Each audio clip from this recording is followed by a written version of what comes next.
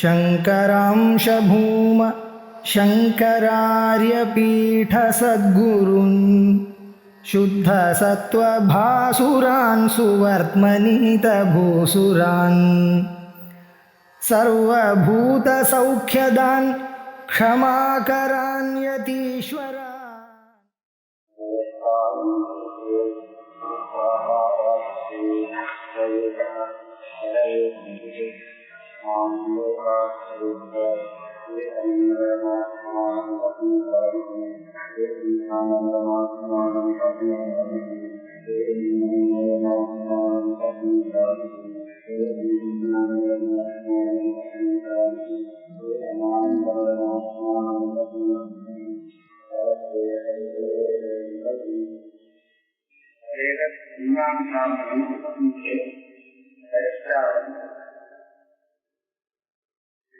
आनंदस्य मीमांसा भवति। आनंदस्वरूपस्य विचारं कर्तुं இதுதான் அந்த உண்மையான ஆனந்தஸ்வரூபம்னு தெரிவிக்கிறது ஆரம்பிச்சார். மனுஷனுடைய ஒரு இஷ்டமான ஆனந்தத்தை ஆரம்பிச்சார். பிரம்மாவுடைய ஆனந்தத்தை காமிச்சு இதுக்கு மேல அளவில்லாத ஆனந்தம் தான் அந்த ஆனந்தம். உபசம்ஹாரம் பண்றார். அந்த ஆனந்தம் தான் கடைசி ஆனந்தம், அதுல எந்த ஆனந்தமும் இல்லை. இதுதான் விரிவான ஆனந்தம் அப்படிங்கிற உபசம்ஹாரம் பண்றாங்க. இந்த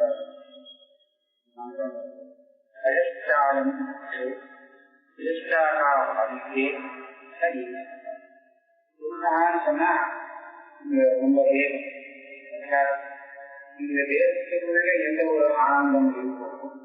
ஆனந்தம்னா ஆனந்த சுரூபான சர்வோத்மான ஆத்மா ஆதித்ய மண்டலத்துல பரமாத்மாவை உபாதனம் பண்றது அதிகமான ஒரு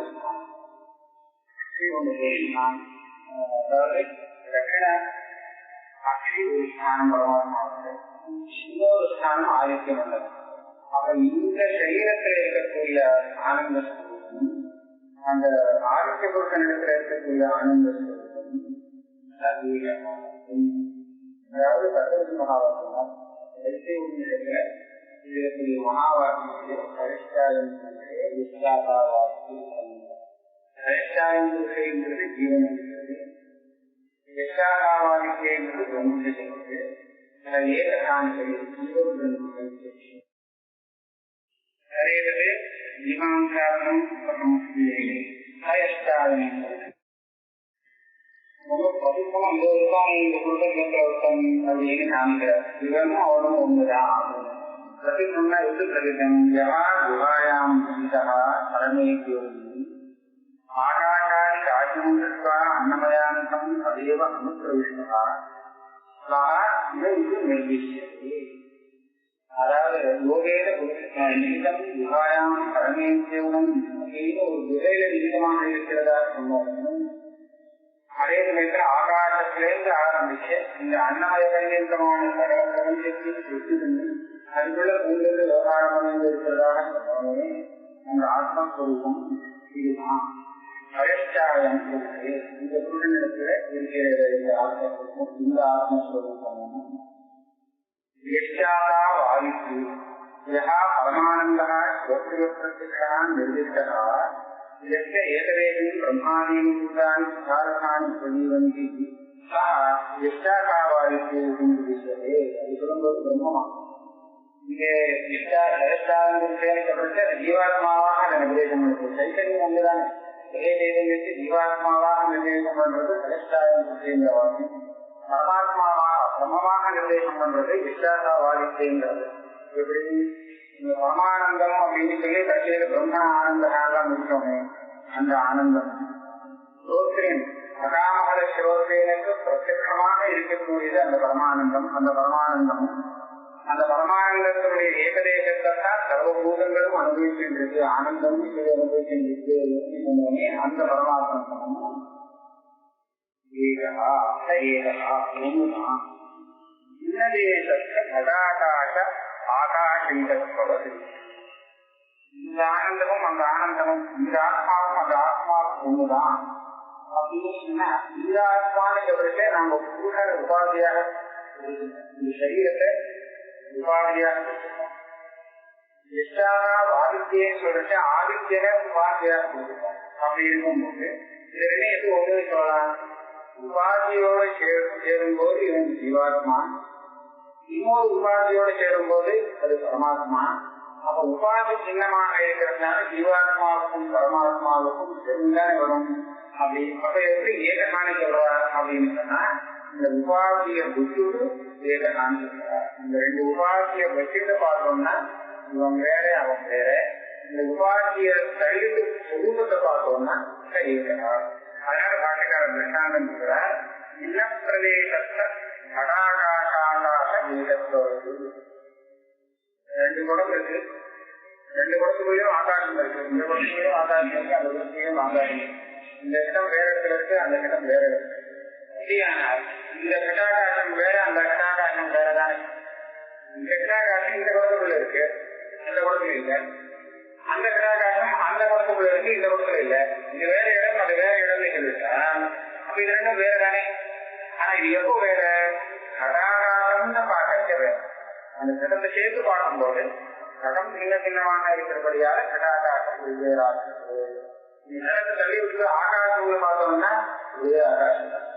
இந்த ஆகாசம் அந்த ஆகாசம்ங்கிற வித்தியாசமே ஒரே ஆகாசம் தான் இங்குள்ளே இருக்கு, அதுக்கடி இருக்கு. அப்படின்னு இந்த மாதிரி ஒரே ஆத்மஸ்வரூபம் தான் இந்த புருஷனிடத்திலும் இருக்கு, அதே ஆத்மஸ்வரூபம் தான் ஆதித்தனிடத்தில் இருக்கு. அதனால இதுதான் தத்துவத்தை வார்த்தை சொல்லி உபாதியை தள்ளி விட்டு இதெல்லாம் கதல் லட்சணான்னு சொல்லி விசேஷத்துக்கெல்லாம் தள்ளி விட்டு சொரூபமானதற்கு அபேதம் சொல்லக்கூடிய அதே விஷயம் தான் இங்கேயும் சொல்லியிருக்கார். தன்னிர்தேசே வயஸ்டாரம் புருஷே அவிசேஷதா அத்தியாத்மம் மனசோ நிர்தேசா வயஸ்டாரம் தட்சிணே யுக்தமா பிரதிஷ்டான். சாதாரணமா உபாதியை காமிக்கும் போது ஆதித்யன்னு பரமாத்மா உபாதியை காமிச்சோம்னா புருஷன் இடத்துல தட்சிணேஷன்னு ஜீவனுக்கு உபாதி, இந்த சரீரத்துக்குள்ள உபாதியை காமிக்கிறது வழக்கம். இது விவகாரத்துல நிறைய வந்திருக்கு. இந்த ஆத்மஸ்வரூபம் இந்த சரீரத்துக்குள்ள அத்தியாத்மம் தட்சிணாட்சி தட்சிண நேத்திரத்துல இருந்திருக்கு. அதுக்கே அதிதெய்வ ஸ்வரூபத்தை பார்த்தோம்னா ஆதித்ய மண்டலத்தில் இருந்திருக்கு. ஆதித்ய மண்டலமும் தட்சிணா நேத்திரமும் தான் அந்த இடத்துல சொல்லிருக்கு. இந்த இடத்துல தட்சிணேந்திரன்னு சொல்லாமல் எஷ்டாயம் புருஷேன்னு பொதுவா சரீரத்தை சொல்லியிருக்காரு. நீங்க அப்படி சொன்னார், இந்த சரீரத்துல பூராமே வியாபிக்கின்ற ஜீவாத்மா சேர்த்துவ இருந்தாலும் அதுக்கு விசேஷமான அந்த தட்சிண நேத்திரத்தினால ஸ்தானமான புள்ளியில சொல்றதோட பிரச்சனமா அப்படிதான் இருக்கு அப்படின்னு கேட்டா இது சொல்றா அதுக்கு வந்து சொல்றாருன்னா பராதுகாரா போட்டு ஏகத்தின் மண்டலையை கொடுக்கிறா எஷ்டாயும் தட்சிணேந்திரன் கொடுக்கிறா. சொல்றது அதே மாதிரி எதுவும் சொல்லல அப்படின்னு கேட்டா அது சொல்றார், இது சொல்ல முடியாது. ஒரே பரமாத்மாவுக்கு ஆதித்யன் ஒரு அத்வைவதஸ்தானம், தட்சிணாட்சி அத்தியாத்மஸ்தானம் இருக்காட்சி இருக்கு தெரியுமோ உபாசனிட்டாங்க. அங்க விபாகம் பண்ணி அத்தியாத்மம் அத்வைவதம் ரெண்டு விதமா உபாசனம் பண்றதுக்காக ரெண்டு விதமான ஸ்தான நிர்தேசம் இருக்கு. இது உபாசனை சொல்லுது. இங்க புத்தகத்தை சொல்ற இங்க இருக்கிறதும் அங்க இருக்கிறதும் ஒண்ணுதான். விடயவே கடனுங்கிற ஜடத்துல கடன் சொல்றாங்க. இது உபாசனை இல்லை, புத்தகத்தை சொல்றது. அதனால விசேஷமான உபாதி ஸ்தானத்தை சொன்னால் ஏதோ உபாசனைகள் இருக்க அவருக்கு அப்படின்னு சாந்தி இருக்கு. இது வேண்டாம்ங்கிறதுக்காகத்தான் வரக்கூடாதுங்கிறதுக்காக பொதுவாக பராதிகாரா பரகான்னு சொன்னா இந்த பரமேஸ்வரன் ஐஸ்வர்யயுக்தமான பரமேஸ்வரத்தை சுத்தப்பிரமேஸ்வரத்தை ஆரம்பிச்சோம். சுத்தப்பிரமம் சொன்னா உபாதியை விட்டா அது சுத்தப்பிரமன். அப்படி இருக்கும்போது நீங்க சொல்ற அந்த தட்சிணேஷன் ஆட்சி மண்டலம் உபாதியை சேர்த்து சொல்லக்கூடிய ஆத்மா அந்த பரமாத்மா உபாசனைக்காக அப்படி சொல்லப்பட்டது. இந்த இடத்துல அப்படி இல்லைங்கிற வித்தியாசத்தை காமிக்கிறதுக்காக தான்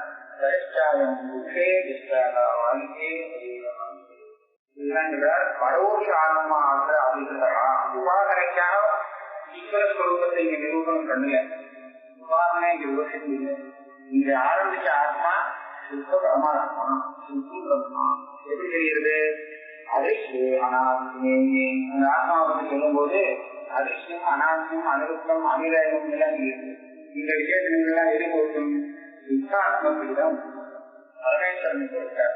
உபாதியுக்தமான ஆத்மாவுக்கு அதிர்ஷ்டங்களும் ஈராத்மா துவாதப்போதே கையானந்தத்தை மீமாம்சா ஈராத்மா துவாதப்போதேங்கிறதும் அது சுத்தபவாசத்தை காண்பித்தால்தான் ஆனந்த மீமாம்சை ஆரம்பித்து இவ்வளவு பெரிய ஆனந்த ஸ்வரூபம் அது அப்படின்னு சொல்றது எதுக்காக? அது சுத்த பரமாத்மா ஸ்வரூபத்தை காண்பிக்கிறாங்க. ஆரம்பமே முக்கியாத்மே சுத்தத்தான் ஆரம்பிச்சிருக்காங்க. ஆகா, அந்த சுத்தத்தை பற்றி பேசிட்டு வரும்போது இந்த உபாசனைக்கு உபாசனைக்கு படுத்தி அகஸ்மா அப்பிரகிருதா யுத்தோ நிர்தேசம். திடீர்னு இந்த இடத்துல உபாசனைக்காக பரமா ஆதித்ய மண்டலத்தை இருக்கக்கூடிய அந்த புத்தனை நிர்தேசம் பண்ணிருக்கார். பரமேஸ்வரன் அப்படின்னு சொல்லாம பரமாத்மா ஸ்வரூபத்தை சொல்லிக்கொண்டே இருக்க அகஸ்மாக்க பட்சத்துல இந்த பரமேஸ்வர ஸ்வரூபத்தை சொல்லணும் அப்படிங்கிற அவ்வளவு சரியா இல்லை. இதுவரையில் வந்த கிரந்தத்துக்கு அனுரூபமாக பரமாத்ம விஞ்ஞானிய விவக்ஷிதம். ஒரு சமயம் இந்த கிரந்தத்துல எப்படி மற்ற இடத்துலதான் தத்துவத்தின் மகாவாக்கிய உபதேசம், அதாவது தத்துவோபதேசம் வருதோ அந்த மாதிரி தத்துவோபதேசம் இந்த உபநிஷத்துல சொல்ல வேண்டாம்னு ஒரு அபிப்பிராயம் இருந்தால் நீங்க மாற்றிக்கலாம். உபாசனைக்காக அந்த ஒரு ஸ்தானம் இந்த ஒரு ஸ்தானம் அப்படின்னு சொல்லிட்டு அப்படின்னு மாறிடலாம். நீங்க அந்த தத்துவத்தை இந்த உபநிஷத்தை ஆரம்பிச்சிருக்கு. அதனால அது வேற எங்க சொல்லியிருக்காரு, வேற எங்கேயுமே சொல்லல. ஸ்பஷ்டமான உபதேசம் பண்ண வேண்டியது இதை இந்த இடத்த இந்த வாக்கத்தை விட்டா கைத்திய உபநிஷத்துல வேற எதுவும் சொல்ல ஆரம்பிக்கல. அதனால இந்த இடத்துல பரமாத்ம விஞ்ஞானத்துக்கு விவக்ஷிதம் பிரமாத்ம ஜானங்கள் விவக்ஷிதமாக இருக்கிறதுனால உபாதியை கழிவுக்க வேண்டியதான். உபாதிங்கிறது விவக்ஷிதம் இல்லை. அஸ்மாத் பர ஏவ நிர்திஷ்யதே ஏதகாயி. இந்த ரெண்டு இடத்திலே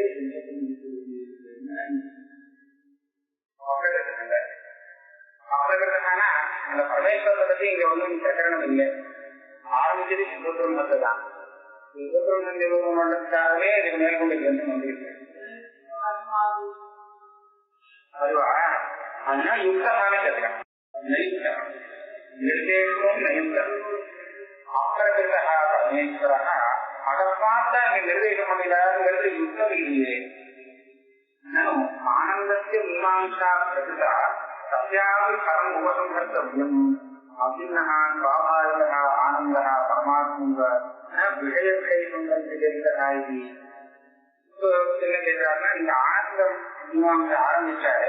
அந்த ஆனந்த மீமாம்சை இப்ப முடிக்கிறாருன்னு அவதாரிக்க வச்சு சரிஷ்டாரம் கொடுத்து இங்க சொல்றவங்க பார்த்தா அந்த மாதிரி தெரியுது, வேற மாதிரி தானே இருக்கு. எப்படி சொல்லியிருக்கணும்? 100 மடங்கா அதிகரிக்கின்றே போகுது இந்த ஆனந்தம்.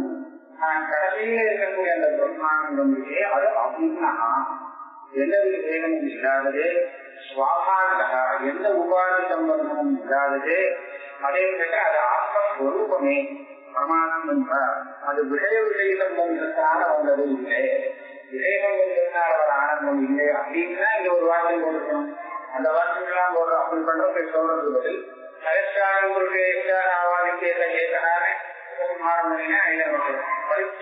அந்த ஆனந்த மீமாம்சை இந்த வாக்கியத்தினால முடிக்கிறார் அப்படிங்கறது புரியலையே அப்படின்னு ஒரு கேள்வி. நமக்கு அது அனுரூபையவாக நிர்தேசா பதில் சொல்ற. இந்த ஆனந்த மீமாம்சைக்கு இந்த மாதிரி நிர்தேசம் பண்றது ரொம்ப உச்சிதமான நிர்தேசம் தான். இது வந்து சஞ்சய தெரியல, இது சாப்பிட்டு சொல்றேன். சயச்சாயம் புருஷே நிஷ்டாவாதித்தே பிரேகா இது இன்னாதிகரணத்த விசேஷ உபமர்த்தே. ரொம்ப எந்த உபாதி சம்பந்தமும் இல்லாத நிரதிசயமான ஆனந்தத்தை இந்த ஆனந்த மீமாம்சையை கொண்டு போய் முடியும். ஆனந்தம் எவ்வளவு பெரிய ஆனந்தம், இதுக்கு மேல அதுக்கு மேல இதுக்கு மேல இதெல்லாம் உடனே கொண்டு முடிக்கிறாலே அவருக்கு மாறணுமோ இல்லையோ. எந்த போய் முடிக்கிறாங்கன்னா நிரதிசயமான ஆனந்தத்தை கொண்டு முடிக்கணும். இதை முடிக்கணும்னா இது வேற வழியே இல்லை. ஒரு ஔபாதிக ஸ்வரூபத்தை சொல்லி அதற்கு உள்ள ஆனந்தம் தான் ரொம்ப நிரதிசயம்னு சொல்லுங்க. ஏன்னா உபாதி சம்பந்தம் சேர்ந்தால் அந்த ஆனந்தத்தினுடைய அளவு குறைந்து விடலாம்.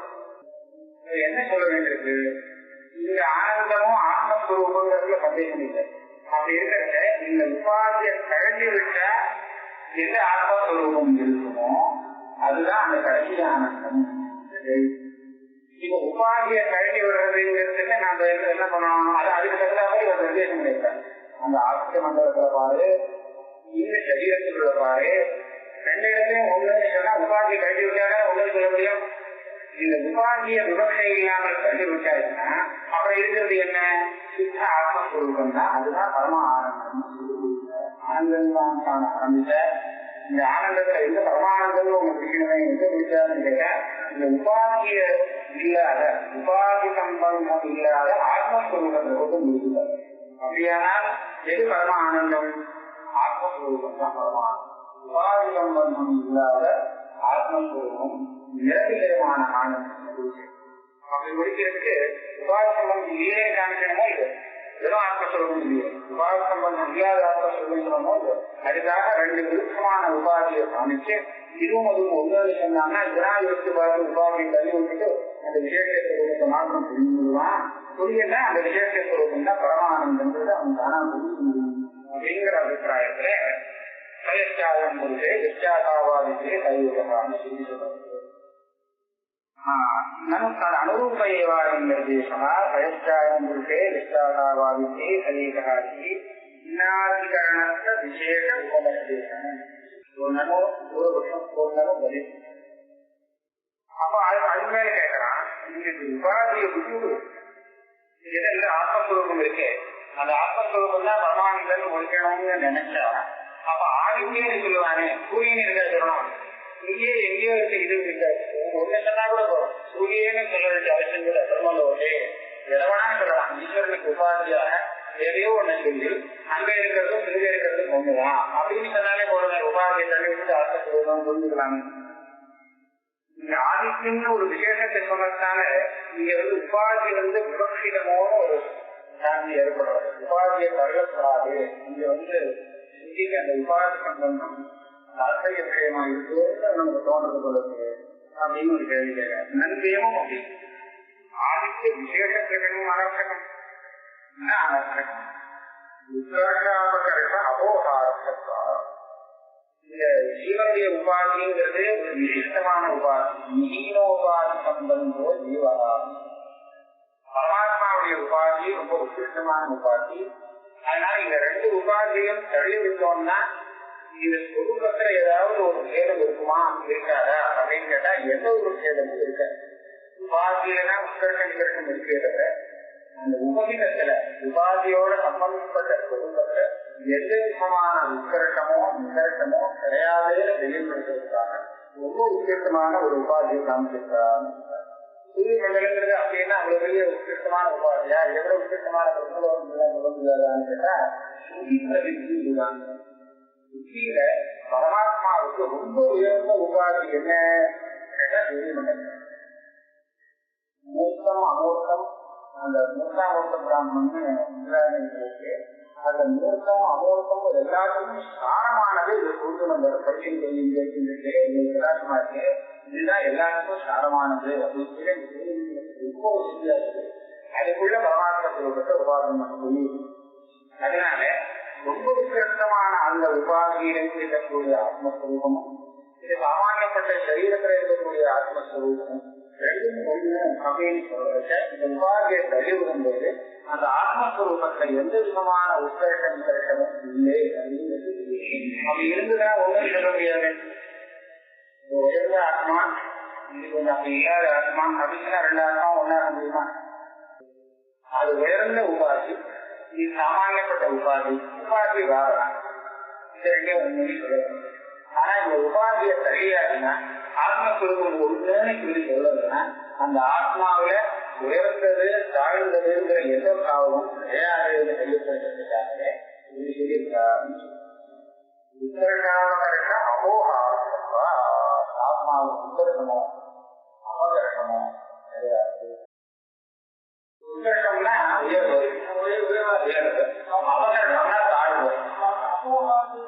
இது ரெண்டையும் அப்போ இல்லைன்னு நிவர்த்தி பண்றதுக்காக, விசேஷம் பண்றதுக்காக ஜீவனுடைய உபாதியில நிகழ்ச்சி இருக்கு, அவகர்ஷம் இருக்கு. அந்த அவருடைய உபாதியில நிகழ்ச்சி இருக்கு. ஆனா அவர்கிட்டயோ ஜீவன்கிட்டயோ ஒன்றும் இல்லை, உத்கர்ஷமும் இல்லை, நிகழ்ச்சமும் இல்லை. ரொம்ப உயர்ந்தத ஒண்ணை காமிச்சு, சாமானியப்பட்ட ஒண்ணை காமிச்சு, இது ரெண்டும் ஒண்ணுன்னு சொன்னா சரி, இந்த உத்தரகின்றத அவரை சேர்ந்தது இல்லை, உபாதியை சேர்ந்தது அப்படின்னு புரிஞ்சு கொள்ளலாம். அதுக்காக காமிக்கிறார். வெயிலி மூன்றானோத்த லட்சணத்திய பரகா உத்தர்ஷா சவித்ரா தஞ்சாவூருக்குள்ள இருந்ததுன்னா ரொம்ப உத்தர்ஷமான வெயிலத்துடைய பூர்ண எல்லாத்துக்கும் மேல ஒரு உத்தரகம்னு சொன்னால் அதை இந்த சந்திரமண்டலத்தை எப்படி இருக்கிறது நமக்கு தெரியாது. இந்திய நாடு தெரிவிக்கிறது அதே புருஷகத விசேஷ விபவர்த்தேன பரமானந்தம் அபேட்ச நமோ அப்பேற்பட்ட அந்த உயர்ந்த பரமாத்மா, உயர்ந்த உபாதியை கொண்ட பரமாத்மா உபாதியை தள்ளிவிட்டதுனாலே இந்த சாமானியப்பட்ட உபாதியில் இருக்கக்கூடிய ஜீவாத்மாவுக்கு சமமாகிறானோ அப்படின்னா இங்க நிகழ்ச்சமும் இல்லை, அந்த உத்கர்ஷமும் இல்லைன்னா இல்லைன்னா எப்படி சமமாக முடியும்? அதுவும் இதுவும் பரமானந்தம் அபேட்ச சமோபோதி நகர்ச்சி உத்கர்ஷா அபகர்ஷோவா சாங்கதிங்க அந்த பரமாத்ம ஸ்வரூபத்தை தெரிகின்றவன், அந்த ஸ்வரூபத்தை அடைஞ்சவனுக்கு ஒரு விதமான உத்கர்ஷமோ நிகழ்ச்சமோ எதுவும் கிடையாது. அதனாலதான் இது அபயம் பிரதிஷ்டாம்பது சொன்னால்தான் அபயம் பிரதிஷ்டாம்பதே இருக்கிறது. அந்த விட ஒரு விதமான அவங்க அதுதான் சொன்னா அந்த உத்கர்ஷ நிகழ்ச்சியமா இருக்கிறவன் ரெண்டு பேர் நாம கொஞ்சம் சாமானியப்படுவாங்க அப்படின்னு சொல்லி இப்ப அந்த உத்கர்ஷ நிகழ்ச்சிங்கிறது வியாபகமாயிருக்குன்னு சொன்னா அப்போ அபயம் பிரதிஷ்டாம்பது எந்த